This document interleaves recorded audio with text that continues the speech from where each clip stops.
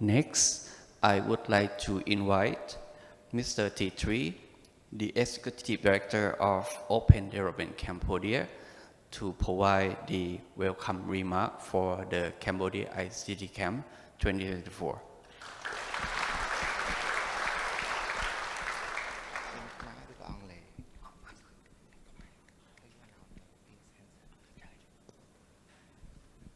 Okay, good morning.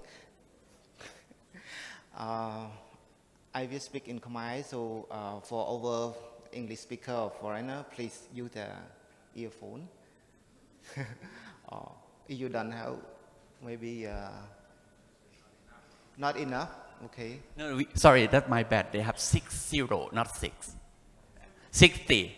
60. My bad, sorry about that. Okay, so I think I would say that we agree to speak in English, and so my apologize for that as well. So again, welcome to Cambodian ICT Camp 2024, and Chumriep Su, Savadi, Xin Chào, and also to our friend from Myanmar, Minglaba, and very good morning to everyone for joining us today. And His Excellency Dr. Sethserey, Director General of General Department of ICT, and the representative from the Ministry of Post and Telecommunications, representative from Ministry of Interior, the representative from Ministry of Planning, National Institute of Statistics, and also other government officials from the provincial level as well. And thank for all you all for joining us today, and it's my pleasure to welcome you to the Cambodian ICT Camp 2024, and this is the third edition of the Cambodian ICT Camp that we host in Siem Reap. And also welcome to our international speaker, local participants who come to Siem Reap for the first time as well. The Cambodian ICT Camp, it is a 3-day event, and we will have a lot of interactive discussion, panel discussion during the 3-day program. This year, our key thematic area focus on AI and also data journalism and also cybersecurity. Among the key thematic area, we have a lot of subtopics, and we would like to encourage you to join most of the topic as much as possible. And I know that it will be a challenging time for you because as I mentioned during our welcome dinner last night, the session will run in parallel. So you have to decide, you have to select the most interesting topic that you would like to join. And be in mind that not only the topic, but the ICT Camp committee, especially the volunteer and also speaker, provide our support to you in case that you need any special arrangement, meeting with our delegation, meeting with our speaker. Feel free to make your appointment and let the team know. And you know, we have volunteer, and you can identify them through different color card, or so please feel free to reach out to them. I still remember that 9 years ago when I joined the Mekong ICT Camp in Pattaya, Thailand, as a participant like you know, so I a bit nervous when it comes to the topic of the discussion. And I'm from the legal background and human rights, you know, as an investigator, educational, and some topic, it might be complicated in terms of technical, you know, like when you talk about AI. At the time, I don't think that we talk about AI, but just to give you an example, you know, when it comes to the topic of the discussion, it's always about technical, it's about complicated topic, but try to ask the speaker and participant to simplify their term, and so learn and explore what might be the possible solution, what might be the possible project for funding opportunity. One of the examples that I would like to share with you about the story of my involvement with Mekong ICT Camp and also Cambodian ICT Camp. There is a hackathon event during the 3 days in Pattaya, and there's our community from Cambodia together with the participants from other countries, especially in the Mekong region, they talk about the community Wi-Fi. And at the time, I have no idea what the community Wi-Fi is, you know. But now the community Wi-Fi become one of the important program at ODC. So that's what I learned and I apply as a, you know, like fundraiser or maybe implementer. So the same, I would encourage you to learn more from our speaker. As you know, the speaker not only from Cambodia, from the Mekong region and also globally, you know, we have, and most of them come from the technical background, policy, and also, you know, practitioner that they can share more experience with you. And the event today, we gather around 300 participants. And again, congratulations to everyone for joining us. And you are the top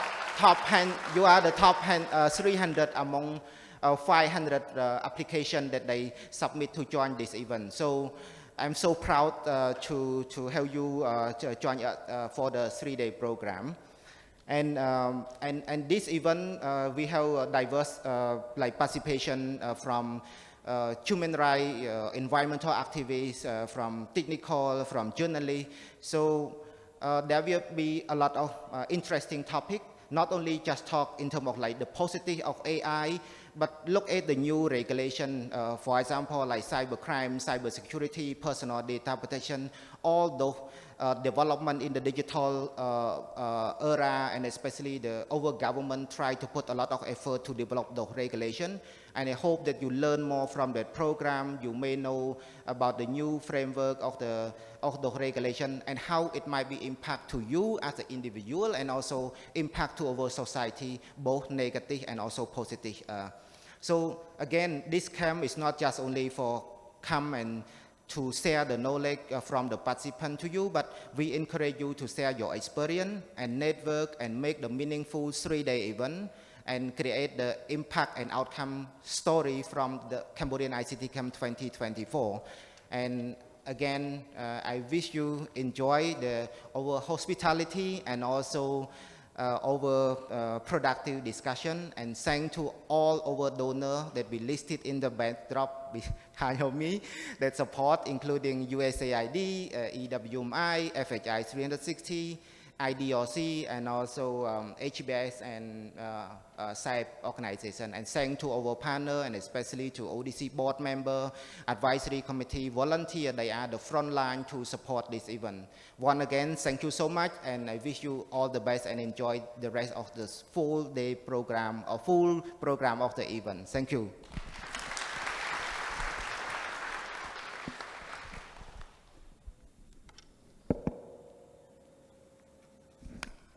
Sorry. Next, I would like to invite our representative from ODC donor to deliver her remark. Please, Ms. Kim Nina, the Deputy Chief of Party CSS program from the FHI USAID project. Very much, thank you. Good morning, everyone.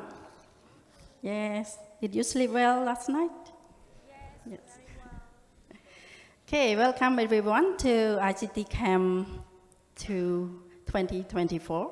This is my second time joining ICT Camp. I joined last 2 years as well. And thank you, respect distinguished guests and her and His Excellency that have spent time to join our event today. And respect to everyone from many countries in the Mekong regions, and everyone, young people here, and very happy to see many women here. Yeah. Today I'm very pleased to represent FSI 360 from project called Civil Society Support. This project we have 4 years time, and we partnership with ODCs for almost more than 3 years. And we really happy to take part and contribute to this very important event today, these 3 days. And our civil society support, we have main objective to improve the enabling environment for civil society to operate, to promote innovations and natural resource management, and also promote the innovations and innovative idea for the development and the economic development. So CSS project, we're looking forward the opportunity to discuss on the digital governance as well, that this ICT camp also will take, we'll have the topic to discuss on the new development policy, for example, cybercrime law, cyber security, and also personal data protection. So we do hope that our guests from the regional as well as Cambodian people, young people, have opportunity to discuss and have raised some concern or input. This is a good opportunity for us to raise our concern and learn about the new development of the policy on internet governance, and to make sure that the development of the policy will respond to the needs, make sure that protect yourself and for the future development of technology in Cambodia as well. So I wish you all the best and success for the 3 days workshop, 3 days learning, and hopefully you will continue to share the knowledge to your team, your friends, and will follow the ICT camp group to get the new informations and take part in the follow the new development of innovation and technology, especially AI. That is very important, that can contribute to your success of your work as well as your study, and also to contribute to the development of our Cambodian economy and social development as well. Thank you.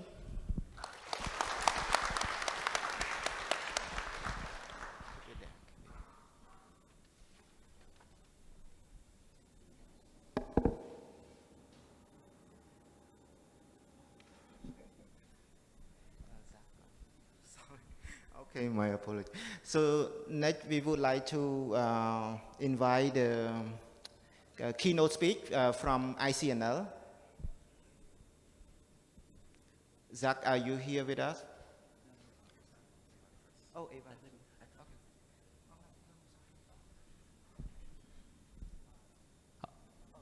Okay, Zach is here. Okay, so the speakers that's already on the screen right now, he's Zach Lampel. He's a senior legal advisor and coordinations on digital rights from ICNL. He joined us remotely. Hello.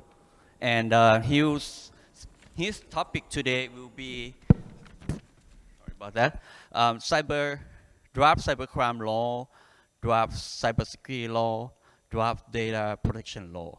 So, Zach, the floor is yours. Thank you all so very much. It's a pleasure to speak with you all today. Can you hear me? Concerns based on the versions of the law that we have seen, and then close with some final remarks about coordination between civil society and different ministries within the royal government of Cambodia to ensure that these laws are drafted and enacted to protect Cambodian citizens and ensure Cambodia's development. So first, the draft cybercrime law. There are sort of two major categories of issues or concerns that ICNL has identified. The first are related to restrictions on content. In other words, restrictions as to what individuals in Cambodia and out of Cambodia can post online about Cambodia. And the 4 articles are highlighted here. Again, I don't have time to get into all of the details of these, but essentially each of these 4 articles contain language that is very broad and very vague. And therefore, authorities could implement the law in a way that does not comply with international human rights standards or norms. One of those articles, for example, prohibits anything that is insulting. And while language that is insulting is not something that we should promote, insulting language is permissible language under the International Covenant on Civil and Political Rights. Article 44 deals with defamation online. However, defamation is already a crime under the Penal Code, and it seems unnecessary to make it a crime in the cybercrime law. Additionally, international human rights law is very clear that there should be no criminal penalties for defamation, regardless of whether the defamatory statement takes place online or offline. And I believe Article 49 deals with the prohibition of false information. And while false information or misinformation and disinformation are serious concerns, prohibiting any content that is false is not going to solve the problem of mis or disinformation. And just to give you one example, under this article, if it was enacted today, an economist working for a reputable think tank in Cambodia could be arrested and charged if he or she says that the Cambodian economy would grow by 7% next year. But if the Ministry of Economy and Finance says that the Cambodian economy would grow by 8%, then that first economist could be found guilty of spreading false information that would harm Cambodia's economy. So again, there are other ways to combat the spread of misinformation and disinformation. But having a law that prohibits all false information from being shared online is not a way to do so that is compliant with freedom of expression standards and international human rights law. The second major set of issues with the cybercrime law deals with inadequate safeguards for the investigation and surveillance of alleged crimes. And I've highlighted a few articles here, and I would encourage you to read them. But essentially, safeguards that are needed so that the right to privacy is protected. And there are ways to do that that still enables law enforcement to adequately protect, prevent, and prosecute legitimate cybercrimes. So if law enforcement is going to surveil or tap into communications, they must do so after having authority from an independent judicial source. They must do so for a limited amount of time. Currently, Articles 15.2 and 16.2 allow for the duration of surveillance to be extended indefinitely. There must be a limited amount of time. And the information that can be collected must be directly related to the alleged crime. And finally, information that is taken in by authorities must be kept safe and secure. And Article 16 allows for information to be shared with a lawful reason, excuse, or justification. And that language is quite broad and therefore does not protect the right to privacy. Next, we have the draft cybersecurity law. And the major issue we have identified with the draft cybersecurity law is this overbroad definition of critical information infrastructure. And have the articles highlighted here, but essentially, the department, the cybersecurity department, would be able to declare that any private or public entity that provides services relating to digital or services relating to media are critical information infrastructure. And that expansive definition goes well beyond international standards and best practices. Typically, critical information infrastructure relates to the systems and tools needed that keep mobile phones running, that keep the internet cables connected and running, that keep the power grid on. But expanding this definition could essentially make any private or public organization a piece of critical information infrastructure. And once you have been designated as critical information infrastructure, then a host or a number of requirements then apply to you, both in terms of staffing, security requirements, as well as access to your systems by authorities. And again, if you are, a mobile phone operator, those are reasonable requirements because there is a real reason or a real necessity to keep critical information infrastructure up and running. However, a mere newspaper or a blogger who shares news or a YouTuber could be deemed as having critical information infrastructure, and it would cause that organization or that entity to incur all sorts of costs and undertake all sorts of requirements, which again go well beyond the scope of what is understood and accepted as best practices of critical information infrastructure. And finally, turning to the last law that I've been asked to discuss is the Draft Data Protection Law. I just want to highlight 3 points very briefly. The first relates to an independent body. This is in Article 4. Best practices for data protection state that the body that oversees the implementation of the data protection law and that is charged with protecting citizens' data be independent. Currently, the Draft Data Protection Law puts this responsibility on the Ministry of Posts and Telecommunications. So again, it doesn't comply with international best practices. Next are overly broad exemptions. So essentially, the Draft Data Protection Law requires that data be kept safe, but data can then be shared if any number of exemptions occur.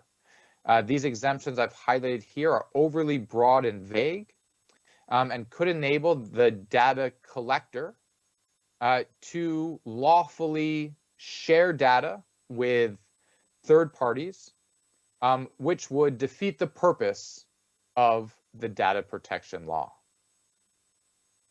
And then there is a requirement for data localization, which is in Article 24. Requiring all companies that collect data from citizens to host and store that data in Cambodia could lead to massive costs for companies and may force companies to leave the Cambodia market. For example, Google collects data on Cambodian citizens if anyone has a Gmail account. Under this law, Google would be required to store all of the data it collects inside a data center in Cambodia. Currently, Google doesn't have a data center in Cambodia. So they would be forced to either build one or leave the country. And the services that many of the larger technology companies provide are essential to enable all of you to do your work, to keep in touch with your friends and family. So there may be better ways to deal with data localization, potentially through a sliding scale or keeping critical information about Cambodian citizens in the country. So those are the 3 points to highlight briefly from the data protection law.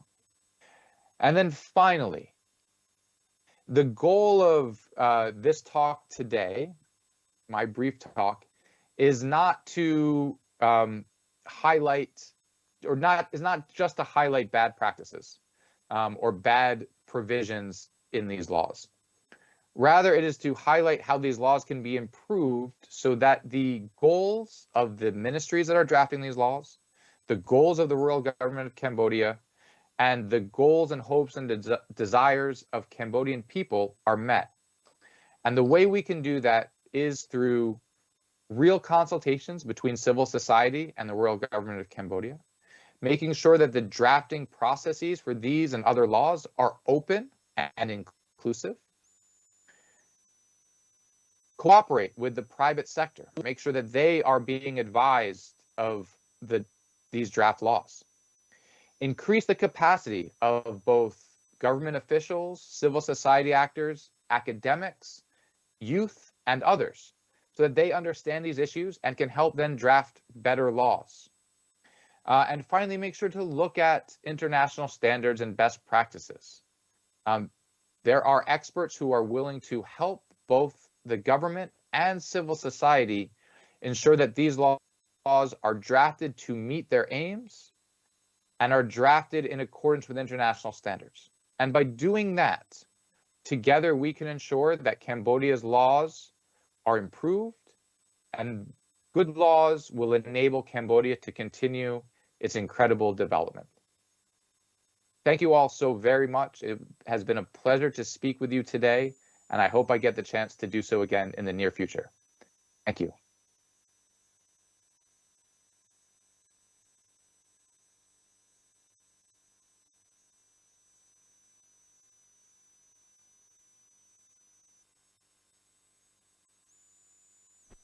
Thank you so very much, Zach. That was very interesting indeed. And we have the next speakers. Our next keynote speaker is Eva Constantaras. She is the data journalism advisor of Internews. What she will share today is all about data-driven journalism. Eva, the floor is yours.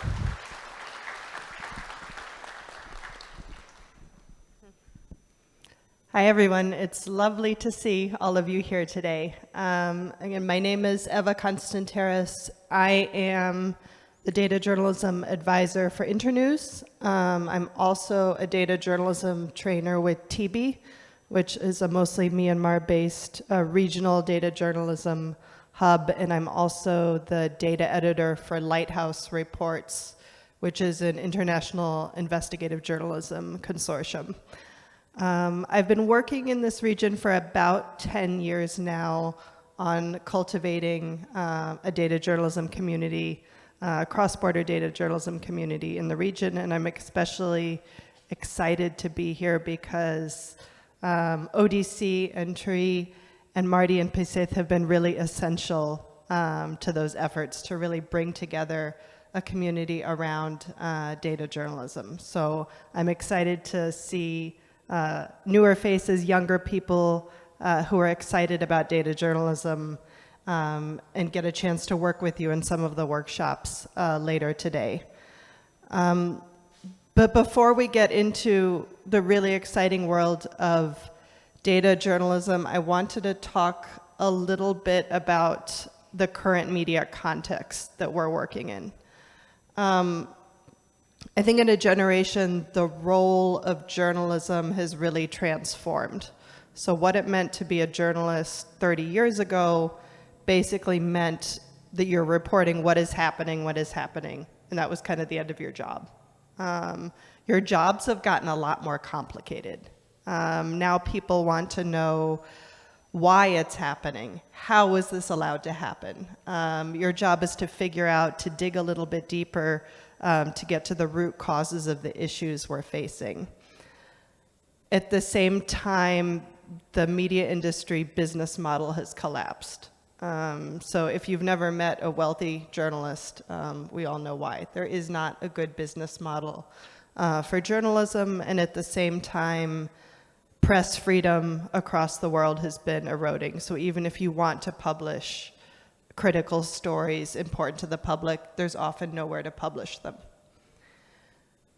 So the consequence of this is that really journalists around the world are failing to meet people's information needs.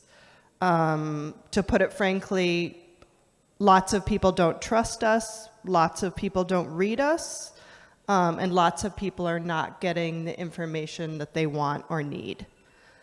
And we see what the consequences of that is. We see that people are turning to a diet of really unhealthy social media content that feels good for people in the moment, but it's full of misinformation and disinformation, and it's actually making it more difficult for people to understand the world and to have a common understanding of reality. So my question is, how can we use data to help create a new kind of journalism that's really for, by, and about all those people who feel excluded by the current way journalism is produced? So how do we make journalism for those that have been left behind? And I think a really important way to do this is to do data journalism, but not just any data journalism. What I want to talk about is how we do data journalism that's really for, by, and about the communities that have been left behind. So what do I mean by that? So for marginalized communities, what information do people need or want that they are not getting? For so long, journalism is a supply side. We just push out what we think is good for people, but we can tell that that's not enough anymore. So what questions do people have that we can answer by analyzing data? So for example, let's take a rural farmer. Do we understand what information they need? Do they want to know why their child's local school is failing? Is it because there's not enough textbooks? Is it because there's not enough teachers? Is it because there are teachers, but the teachers don't know how to teach math? These are very basic questions that we can help answer with data. Does the farmer want to know what they should grow next year if they want to be climate resilient? Are they worried about losing their crop next year? Can we analyze data and say in your region, these are the most climate resilient crops that come at the best prices?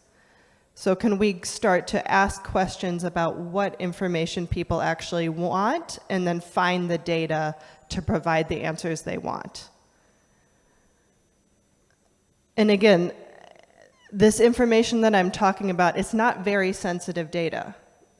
This is not judicial data, this is not police data, this is not criminal data, this is health data, this is education data, this is economic data. So even in countries with limited data access and limited press freedom, these are often data sets that are available, but nobody's thinking about how to use them to answer people's information needs.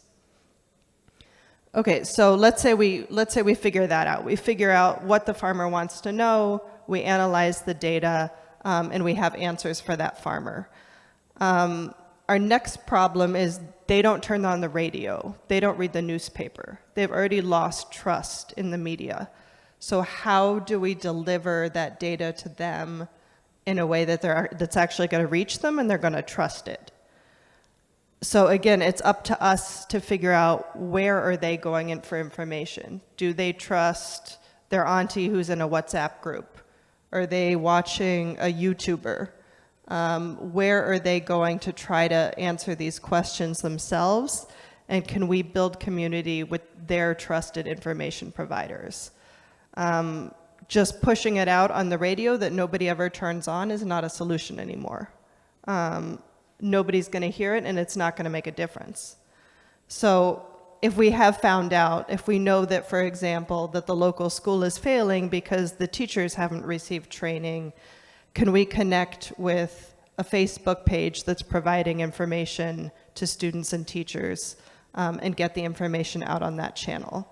So how do we reach those people who rarely open a newspaper or turn on the radio, and how do we get creative about creating content and formats that they will consume?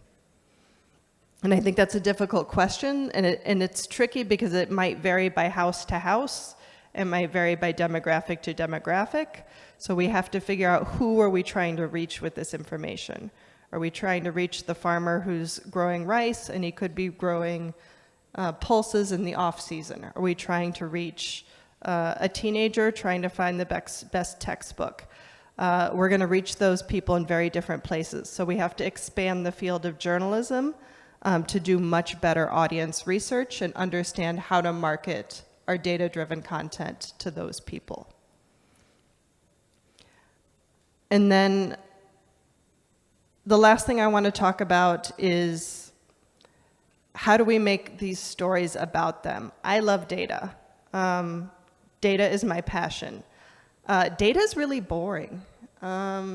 People hear statistics, but they feel stories. So your best data visualization is never going to compete with your best human story. People are going to care if you find a character and he's putting too much pesticides on his field because he doesn't know any better, because you didn't get him that information. And you can get people to care about, let's tell that farmer that less pesticides and what he should be growing. If you can get people to empathize and care about your characters, if you can take them around with a TikTok video and introduce them to the farmers, that's going to be your most beautiful data visualization. Your most beautiful data visualization is never going to compete with your most beautiful human story. So I think technology is great, data is great. A visualization, a dashboard is never going to be enough. I read, I'm stealing this from someone and I can't remember who I'm stealing it from, but the road to hell is paved with the code of well-designed dashboards. We've all seen lots of dashboards that go nowhere. So this is really about how do we make the bridge between the data analysis and the findings we have and the people who want to read about people like them.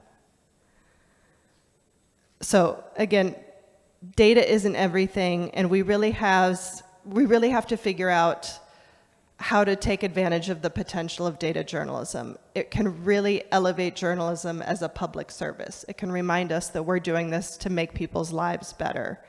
Data can be used to advance people's understanding and action on the climate crisis. This is the most precarious moment in history. The people who have left behind are the ones that are bearing the brunt. So we need to reorient public discourse towards facts, towards insights, not towards division, not towards tribalism. And we really want to hold leaders accountable to address the root causes of inequality, to make data-informed decisions when they decide policy, and we want to bring the public along in that conversation. So what we're going to focus on in the workshops that are mostly taking place tomorrow on data journalism is how do we create data journalism for, by, and about marginalized communities. And we're going to use real data sets that exist here in Cambodia. These stories can be told. We will tell them. And we're going to really rethink how we do journalism together, not just by analyzing the data that we think matters, but by figuring out what matters to our local communities, reaching them in the places where they get their information, and really making sure that the future of news is rooted in data and insights. So I want to work together, we should build together what the new future of media looks like that brings everybody along together. Thank you.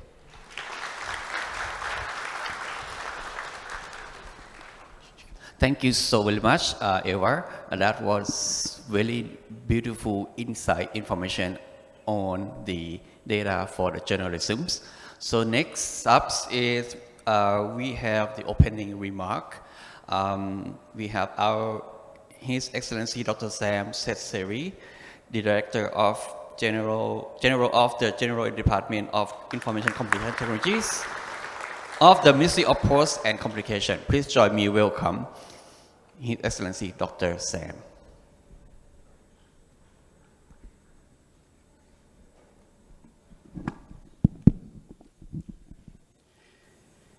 Mr. T3, Executive Director of Open Development Cambodia, dear speakers, participants, ladies and gentlemen, it's my pleasure to join with you all here today. And I think this event is special. So far, I joined many events, and the arrangement is not like this. But I think this arrangement is creative, okay? That make people sit around, everyone has the same right, not very fast, right? So that everyone can hear and can join, can interact easily, okay? Thank you very much for the organizer, once again. And so, I am happy today because I see many local and international speakers that have experience in different fields, including digital transformation, emerging technology, like artificial intelligence, cybersecurity, cloud, IoT, Internet of Things, I mean, and big data, and recently we talk about data-driven for journalists. I think it's very good, it's a great platform. And on behalf of the Ministry of Posts and Telecommunications, as well as the General Department of ICT, I would like to express our strong support to the Cambodia ICT Camp 2024. Okay. We support this event because many reasons. The first one, we think that this event is a platform to that there are a lot of interactive panel discussion. There are a lot of good presentation from experienced speakers. There are a lot of demonstration, and as well as it kind of a platform for networking. So I hope that with this event, participants will bring home not only the knowledge, but also networking, right? I think it's very good. So before I continue on the event, let me first introduce about the Ministry of Posts and Telecommunications of Cambodia. As we know that MPTC is the arm of the royal government of Cambodia in to lead, to govern, regulate, and develop three sectors. The first sector is postal sector. The second one is telecom sector, and the third one is ICT sector. That later on we call it digital sector, right? So, as we know also that the new mandate of the government give more priority to the development of digital technology to leapfrog the Cambodia economy. As evident, we can see and we can hear about the government Pentagon strategy, in which they have one pillar, new pillar, that the former strategy of the government is we call rectangle strategy, right? So right now it's Pentagon strategy. Pentagon strategy, we add one pillar to the former one, and that last pillar is about the development of digital economy and society. And to support this, we also have two main policies. The first one, we call it the policy framework of digital economy and society 2021-2035, laid down on three fundamental pillars. The first one is digital government, the second one is digital business, and the third one is digital citizen. And another policy we call digital government policy 2022-2035 is also very important policy to transform our government, okay, to digitalize the system of the government to provide better public service to our business and citizens. Okay, so this about the policy. And when we see this policy and the strategy, we know that to support this policy and strategy, we need to develop digital technology in Cambodia. And MPTC played a crucial role for this. That is the reason why today I would like to introduce some key activity and achievement that MPTC has done so far to support this policy and strategy. The first one, let me talk about the development of digital infrastructure by MPTC. So when we talk about digital infrastructure, first we talk about connectivity. Okay, so for the connectivity right now, MPCC is building the submarine cable, the high-speed internet cable under the sea.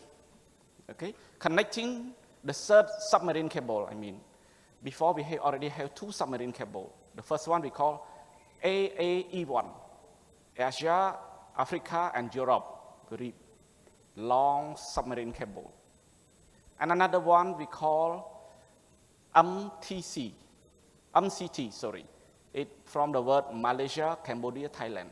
We connect the 3 together and to the international.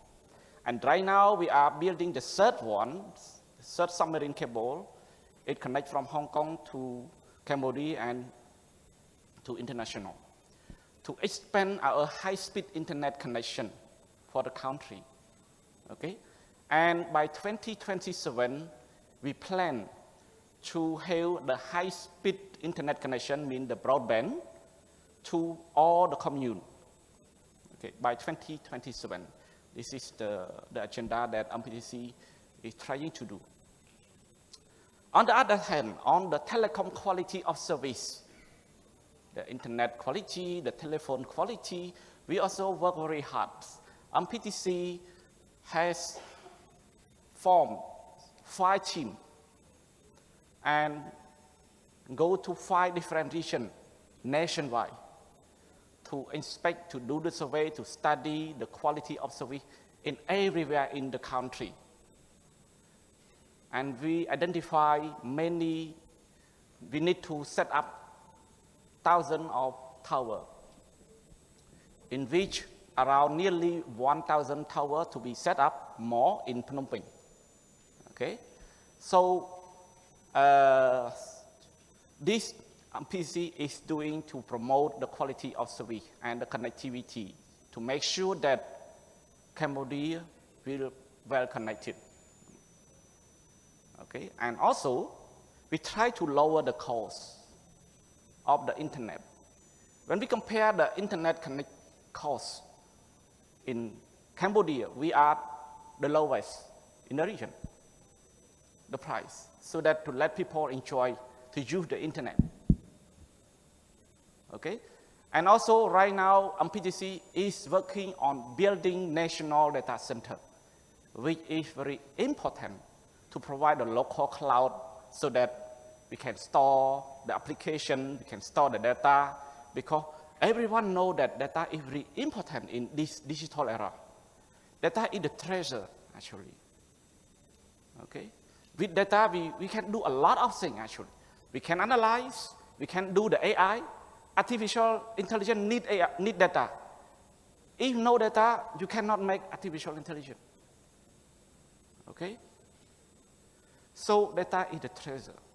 And every country right now try to have something by their own. Because if one big company have all the data of all the countries in the world, they can dominate. Okay? They can do dominance. They can negotiate, they can do something. Okay? That is why every country try to have data locally. National data center is a platform for that as well. Okay? So this is about the digital infrastructure development that MPC is working on. And the second thing I would like to highlight about the 2 main laws that MPC is working on at the final draft right now. The first is the cybersecurity law, the draft of cybersecurity law. The second is the personal data protection law that our keynote speaker just highlighting. These 2 laws, together with the cybercrime law that also at the final draft led by Ministry of Interior, are very important to build trust for citizens, for business, for other government.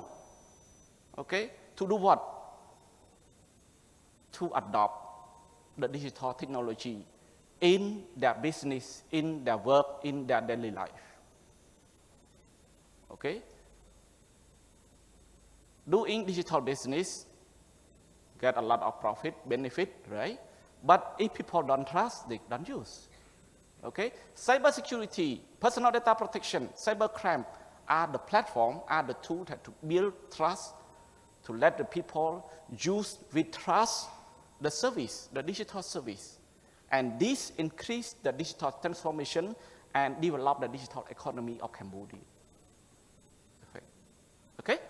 So, right now, MPTC is at the final draft of the development of two main laws, cybersecurity law and personal data protection law. Talking about digital talent, human resource development, MPTC also focusing, give priority to this. At first, MPTC transformed the National Institute of Post, Telecom and ICT, that we call NEPTEX, to the Cambodia Digital Academy of Technology. So we call CADT, that to add the arm of MPTC in three things. In digital human resource development, in research, digital research and development, about AI, about IoT, about cloud, okay? In promoting innovation and startup, digital innovation and startup. So CADT is the arm of MPTC on that three things. And also, MPTC just launching a framework we call Digital Skill Development Framework in January 2024, just the beginning of this year. This framework guides to university if they want to have the bachelor degree program, the master degree program, what are the competency for an expert or a person that take bachelor degree in AI, by example. What they should have in terms of competency, so that everyone, every university that want to have the bachelor degree in AI, they need to benchmark on this. Okay? If not, we have the big gap of the skill set, okay, of our digital talent. Big gap. University can develop the curriculum as they want, and then there are no guideline, no standard, minimum requirement, so it's difficult for the industry to observe those skilled talent, right? So this is important. And also MPTC, in the framework, in the guidelines, we plan to have 100,000 digital skill talent by 2035. So this is ambitious for our Cambodia, but we will try to work with Ministry of Education on that to develop the digital skill talent, because we know that people is the crucial ingredient to develop digital sector in the country. So we need to have digital talent, more digital talent on this. Okay, and also Ministry of Post Telecommunications provides scholarship to the outstanding student, okay, to study digital bachelor degree and master degree related to the digital skill. Okay, so and also we also have the funding for those who want to study digital skill. Okay, we have what we call a study loan. The study loan or financial aid is zero interest. Mean that if you want to study digital skill, you can apply to the university partner, our 6 university partner of MPTC, and then if you were accepted, you can borrow the money from the ministry. No interest, zero. And when you finish your school, you graduate, you have job, if your salary less than $400, $500 not yet paid. If your salary more than $500, you pay 20% of your salary back, just only for the amount that you borrow, and that's all. You turn back only this to make the program sustain. Okay? So the ministry proposed this scheme of support to the student, and we hope that our goal to reach 100,000 of digital talent by 2035 could be fulfilled. Okay?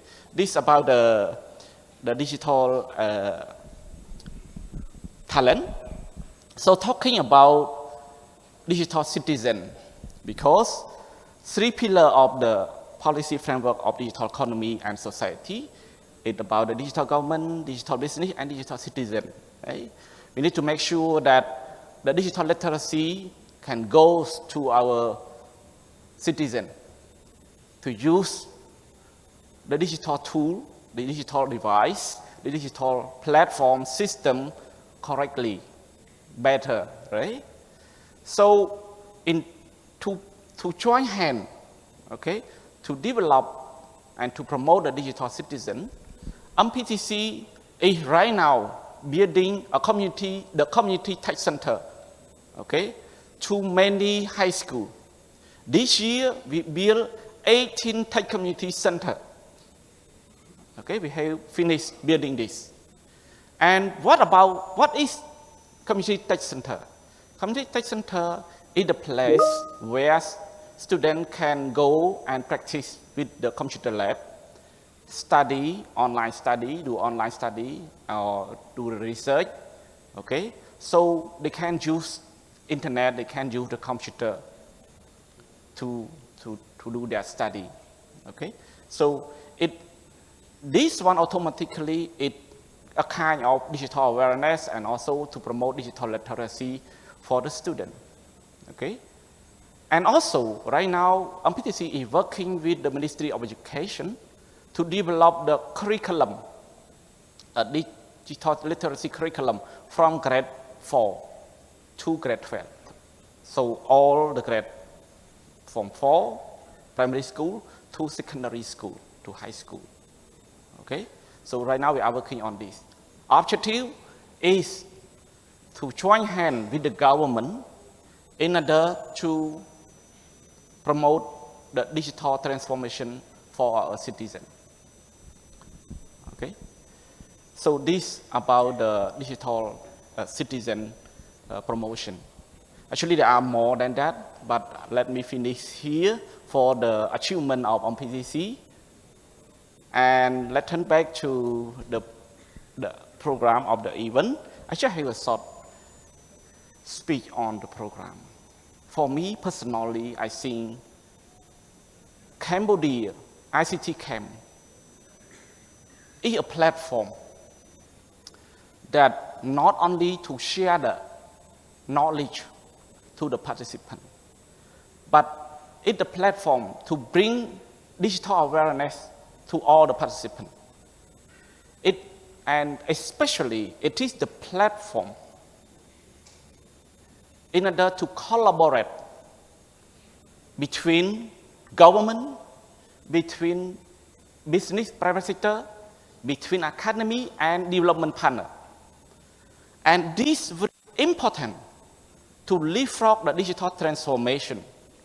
Collaboration between these 4 entities can bring something significant and make the digital transformation very effective in government, in private sector, and for the citizen.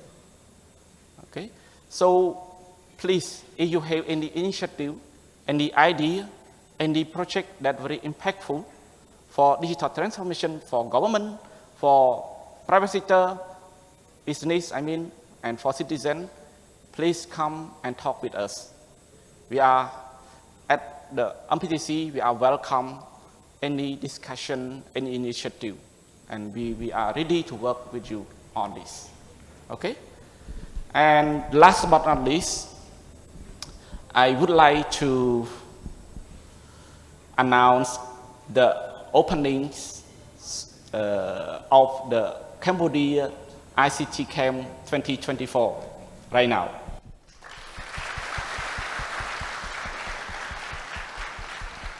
And I wish you all the best and have a successful, fruitful discussion. Thank you very much. Thank you so much, Okuncharan, Dr. Sam, for the open remark. Now we have the time for the group photos. So let me walk inside again the circle.